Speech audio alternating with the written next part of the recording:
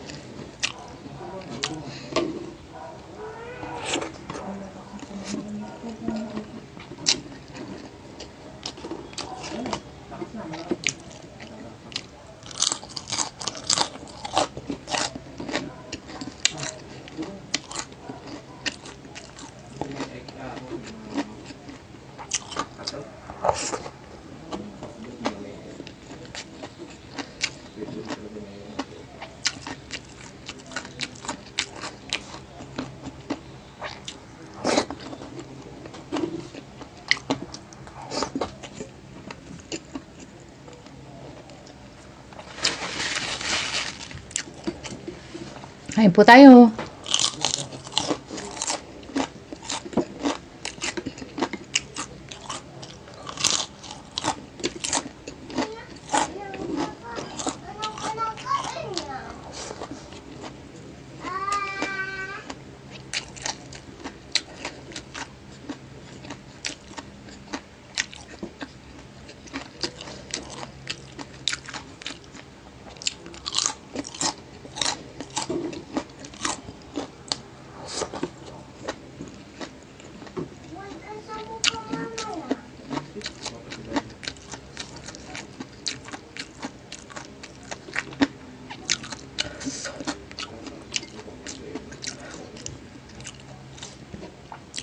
Ito pong biya sa ko pa pinabili sa Batangas sa kapatid ko kasi wala po nagtitinda dito sa Muntinlupa.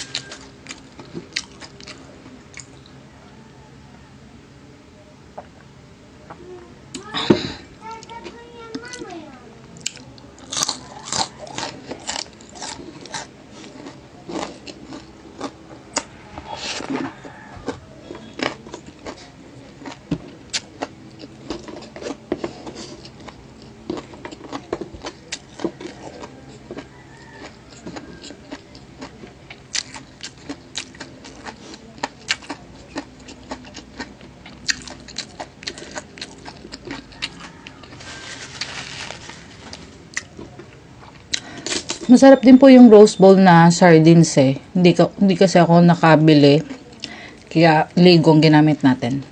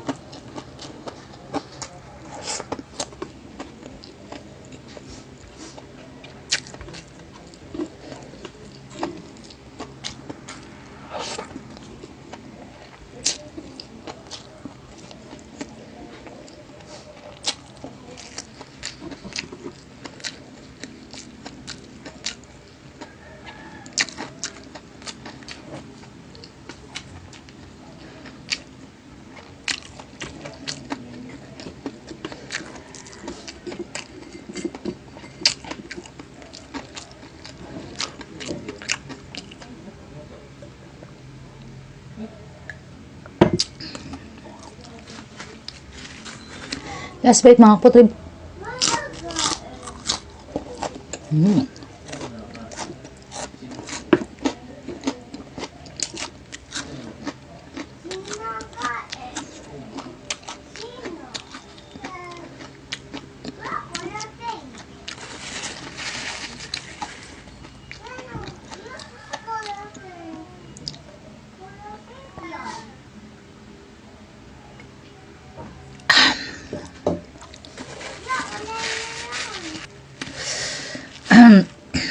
Grabe.